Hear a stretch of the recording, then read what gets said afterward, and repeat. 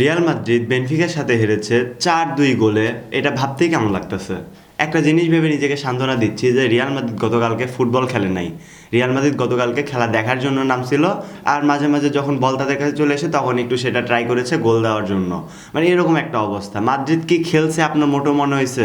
একদম ম্যাচের শুরুর থেকে একদম লাস্ট মিনিট পর্যন্ত বেনফিকা ডমিনেট করে গেছে। খেলাটা শুরু করেছে মূলত বেনফিকা, অ্যান্ড শেষ করেছে বেনফিকা একটা গোলের মাধ্যমে, যেটা কিনা গোলকিপার করেছে। মানে একটা জিনিস ভাবুন, 4-2 গোলে একটা টিমের সাথে হেরেছেন, অ্যান্ড সেই টিমের লাস্ট গোলটা করেছে গোলকিপার উঠে এসে। মানে কেমন একটা বিষয়, যেই রিয়াল মাদ্রিদের নকআউট স্টেজে যাওয়ার কথা কোনো প্লে অফস ম্যাচ ছাড়াই, সেই রিয়াল মাদ্রিদ এখন প্লে অফস ম্যাচে সবার ওপরে আছে। মানে সবার ওপরে আছে, এটা ঠিক আছে, কিন্তু প্লে অফস কেন খেলবে? 2টা ম্যাচ এক্সট্রা কেন খেলতে হবে রিয়াল মাদ্রিদের? যে বার্সেলোনা ছিল 9 নম্বর পজিশনে, সেই রিয়াল মাদ্রিদ এখন 9 চলে আসলো, আর বার্সেলোনা চলে আসলো 5 অথবা 6-এ।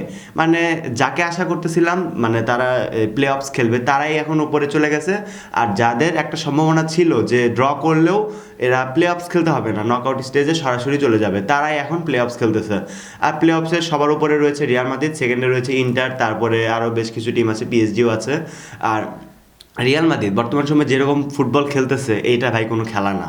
এটা কোনোভাবেই খেলা হতে পারে না। খেলার 6 মিনিট থেকে বেনফিকা গতকালকে অ্যাটাক করা শুরু করছে। আর বেনফিকার কোচ জোসে মরিনো, সে জানে যে কিভাবে রিয়াল মাদ্রিদকে অ্যাটাক করতে হয়, রিয়াল মাদ্রিদকে কিভাবে হারাতে হয়। রিয়াল মাদ্রিদের উইকনেসগুলো সে খুব ভালোভাবেই জানে, কেননা সে এক্স রিয়াল মাদ্রিদ কোচ ছিল।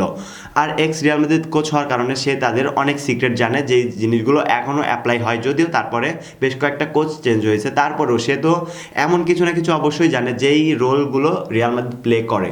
ম্যাচের শুরুর দিক থেকে রিয়াল মাদ্রিদ একদমই ভালো খেলছিল না। ম্যাচের শুরুর দিক থেকে 6 মিনিটে ফার্স্ট একটা অ্যাটাক করে বেনফিকা, অ্যান্ড 12 মিনিটে আরেকটা অ্যাটাক করে, যেগুলো গোল হওয়ার সম্ভাবনা ছিল, বেশ ভালোই গোল হওয়ার পসিবিলিটি ছিল। তারপরে 14 মিনিটে একটা পেনাল্টি ক্যান্সেল করা হয়, 15 মিনিটে আরেকটা পেনাল্টি অ্যাপ্লাই করা হয়, যেটা কিনা ভিআরের মাধ্যমে ক্যান্সেল করা হয়, যেটা ইউড বেলিংহাম করেছিল। আর এছাড়াও রিয়াল মাদ্রিদ গতকালকে অনেকগুলো ভুল পাস খেলেছে, যেই পাসগুলো আলটিমেটলি তাদের জন্য বিপদ টেনে এনেছে। আর রিয়াল মাদ্রিদ কেন যে এরকম ভুল পাস খেলে, ফলস পাস খেলে, এই পাসগুলোর কারণে রিয়াল মাদ্রিদ অনেকবার মানে অপোনেন্ট অনেকগুলো অ্যাডভান্টেজ নিয়েছে, যে ফলস পাসগুলোর কারণে। রিয়াল মাদ্রিদ গতকালকে যেভাবে গেম প্লে করতেছিল, ম্যাচের 20 মিনিটে বেনফিকা একটা চান্স ক্রিয়েট করে, যেই চান্সটা ছিল অলমোস্ট গোল হয়েই যাচ্ছিল, সেখানে থিবো কর্তোয়ার হাতে লেগে কোনোভাবে বারে লেগে বলটা কর্নার হয়ে যায়, যার কারণে রিয়াল মাদ্রিদ একটা গোলের হাত থেকে বেঁচে যায়। আর এইটা হওয়ার একটু পরে ম্যাচের 25 মিনিটে Real Madrid first of target shoot করে, যেটা মানে ফার্স্ট শ্যুট ছিল কিন্তু তাও আবার অফ টার্গেট। এই অফ টার্গেট শ্যুটটা করেছিল আর্দা গুলার, যেটা কিনা বারের বেশ বাইরে দিয়ে যাচ্ছিল, কিন্তু শ্যুটটা মোটামুটি ভালোই ছিল। আর যেটা ছিল রিয়াল মাদ্রিদের ফার্স্ট শ্যুট, তাও আবার অফ টার্গেট। তার একটু পরে ম্যাচের 29 মিনিটে কিলিয়ান এমবাপ্পে রিয়াল মাদ্রিদের হয়ে একটা গোল করে ফেলে, যার মাধ্যমে রিয়াল মাদ্রিদ 1 গোলে লিডে চলে যায়। আর বেনফিকা অনেকগুলো চান্স ক্রিয়েট করলেও এই মুহূর্ত পর্যন্ত বেনফিকা কোনো গোল করতে পারে না। রিয়াল মাদ্রিদ একটা গোল করে ফেলেছে, মানে সেটা মানে ইন্ডিভিজুয়ালিও বলতে পারেন, কিন্তু সেখানে গোল হওয়ার চান্সই ছিল অনেক বেশি। তার এই গোলটা বেশিক্ষণ লাস্টিং করে নাই। এই গোলের মাত্র 5-6 মিনিট পরে বেনফিকা একটা গোল করে ফেলে, যেটা কিনা মাদ্রিদের কিছু ভুলের কারণে হয়েছে, যেখানে রাউয়েল অ্যাসেন্সিও অথবা ফেদে ভালভার্দে, আমি যদি ভুল না করি, এই দুইজন মানে খুব মানে পিচ্ছিল খেয়ে পড়ে যাচ্ছিল। এমন একটা অবস্থা যেখানে হাঁটুতে উঠে দাঁড়াতে পারতেছিল না, কোনোভাবে উঠে দাঁড়াতে পারতেছিল না, এমন একটা অবস্থা, এত পিচ্ছিল খাচ্ছিল সেখানে, বা স্লিপ করতেছিল সেখানে। এমনভাবে গোলটা হয়েছে যেখানে অপোনেন্টকে ছেড়ে দেওয়া ছাড়া আর কোনো উপায় নাই, এরকম একটা অবস্থা। সেখানে শুধু 1v1 হয়ে গেছিলো লাস্টে, গোলকিপার অ্যান্ড প্লেয়ার। সেখানে মাদ্রিদ একটা গোল কনসিড করে, যার মাধ্যমে গোল হয়ে যায় 1-1। আর ফার্স্ট হাফে আরেকটা গোল কনসিড করে রিয়াল মাদ্রিদ, যেটা কিনা একটা পেনাল্টি থেকে আসে। আর এই পেনাল্টিটা কতটুকু যুক্তিসঙ্গত আমার মনে হয় নাই, যদিও বলের সাথে কানেক্টেড ছিল। যে প্লেয়ারটা পড়ে গেছে, যে প্লেয়ারটাকে সোয়ামেনি ধরে রেখেছিল, সে যেহেতু পড়ে গেছে, তার সাথে বলের কানেক্টেড ছিল, এখানে পেনাল্টি হইতেও পারে, 50-50 চান্স আছে। আর কি কারণে দিছে আমি জানি না, রেফারি কোনো ভিআরও নেয় নাই। আর এই গোলটার পরে রিয়াল মাদ্রিদ ফার্স্ট হাফ শেষ হয়ে যায় 2-1 গোলে। আর রিয়াল মাদ্রিদ এই গোলটা খাওয়ার কিছুক্ষণ আগে বেশ কয়েকটা গোল খাওয়ার অপশন ছিল, যেখানে ফেদে ভালভার্দে অসাধারণ একটা সেভ দিয়ে নিয়েছে, আর যে সেভের কারণে মাদ্রিদ আরও একটা গোলের হাত থেকে বেঁচেছে। তার আগেও বেশ কয়েকটা সুযোগ বেনফিকা পেয়েছিল, যেই গোলগুলো মানে রিয়াল মাদ্রিদ ডিফেন্সরা সেভ দিয়েছে, থিবো কর্তোয়া সেভ দিয়েছে, যার কারণে গোলগুলো হয় নাই। আর সেকেন্ড হাফে মাদ্রিদ শুরুর দিক থেকে মোটামুটি একটু ভালো খেলতেছিল। সেকেন্ড হাফের শুরুর দিকে ম্যাচের 51 মিনিটে রিয়াল মাদ্রিদ একটা পেনাল্টি অ্যাপ্লাই করে, যেটা কিনা কিলিয়ান এমবাপ্পের ছিল। কিলিয়ান এমবাপ্পে ডাইভ করছিল, ঠিক আছে, সেটা দেখে বোঝা বোঝা যাচ্ছিল, বাট সেটা ফাউল হয়, সেটা আমার হিসাবে ফাউল হয়, কেননা সে বলের সাথে কানেক্টেড আর তাকে আটকিয়ে রাখা হয়েছে। এরকম পর্যায়ে মানে প্লেয়ারদেরকে যখন ধরে রাখা হয়, বলের সাথে কানেক্টেড থাকে, সেই জায়গায় ফাউলগুলো দেওয়া হয়। আর সেখানে কেন যে দেওয়া হলো না একটুও জানি না, রেফারি কোনো ভিআরও নেয় নাই, সরাসরি ক্যান্সেল করে দিছে। আর এই পেনাল্টিটা ক্যান্সেল করার সাথে সাথে ম্যাচের মনে হয় 2 মিনিট পরেই, পেনাল্টি ক্যান্সেল হওয়ার 2 মিনিট পরে রিয়াল মাদ্রিদ আরেকটা গোল ক্যান্সেল করে। মানে কত হইলো, 3-1 গোল হয়ে গেল। আর এই জায়গা থেকে মাদ্রিদ মানে সবাই ভেবে নিয়েছিল যে মাদ্রিদ আর ঘুরে দাঁড়াতেই পারবে না। কিন্তু মাদ্রিদ যখন আরেকটা গোল করলো, কিলিয়ান এমবাপ্পে যখন আরেকটা গোল করলো, সেই গোলটা করার পর থেকে মনে হইতেছে না এটা রিয়াল মাদ্রিদ, এখানে সব কিছু সম্ভব।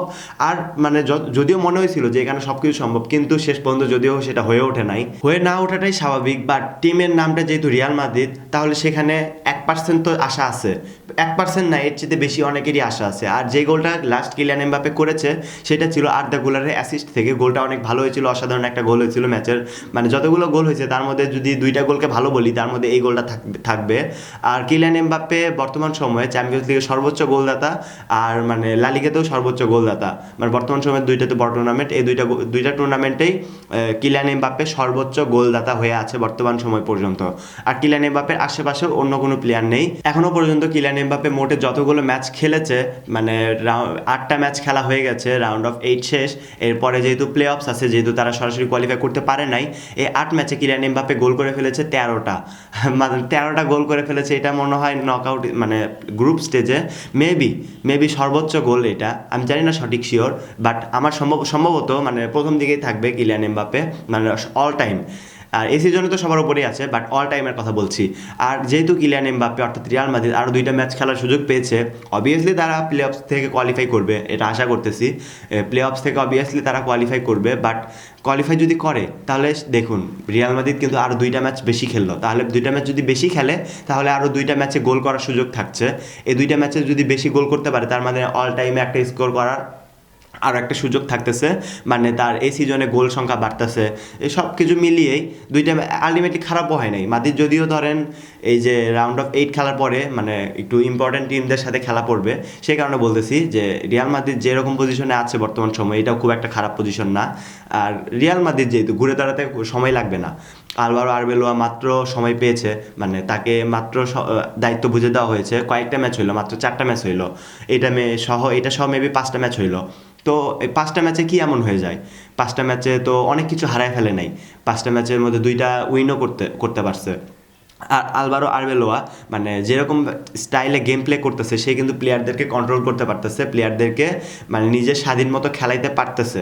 এই জিনিসগুলো দেখা লাগবে যে ড্রেসিং রুম কন্ট্রোল করতে পারে কি পারে না, আরও আদার্স যে বিষয়গুলো আছে, এই জিনিসগুলো কন্ট্রোল করতে হবে। আর রিয়াল মাদ্রিদ বর্তমান সময়ে যে জায়গায় মানে হেরে যাচ্ছে, সেই জায়গাটা হলো তারা ফলস পাস খেলতেছে অ্যান্ড তারা চান্স ক্রিয়েট করতে পারতেছে না প্রপার। এই 2টা জায়গায় রিয়াল মাদ্রিদ হারতেছে। বাট রিয়াল মাদ্রিদের ডিফেন্সের কথা যদি বলেন, সেখানে অসাধারণ প্লেয়ার রয়েছে। সেখানে হুইজেন্স আছে, রাউল অ্যাসেন্সিও আছে, তারপরে কারেরাস আছে। এই ডান সাইডে মানে রাইট ব্যাকে ফেদে ভালভার্দেকে যদিও খেলানো হচ্ছে, সেখানে ট্রেন্ট আলেকজান্ডার আর্নল্ড আসবে। যদিও বর্তমান সময়ে দানি কারভাল আছে, কিন্তু তাকে খেলানো হচ্ছে না, তার জায়গায় ফেদেকে খেলানো হচ্ছে। আর যখন ট্রেন্ড আসলে ফেদেকে একটু ওপরে পুশ করা হবে, আর নিচে থেকে তো ট্রেন্ড সাপোর্ট দিবেই। ট্রেন্ড যেহেতু এখন ইনজুরিতে আছে, আর তারপরে রিয়াল মাদ্রিদ আরেকটা মেইন ডিফেন্স ইনজুরিতে আছে, সেটা হলো ইদার মিলিতাও কয়েকদিন পর ইনজুরি যায়, সিরিয়াস ইনজুরি হয়ে যায়। বাট সে যখন আসে তখন বোঝা যায় যে মাদ্রিদে একটা ভরসাযুক্ত ডিফেন্স আছে।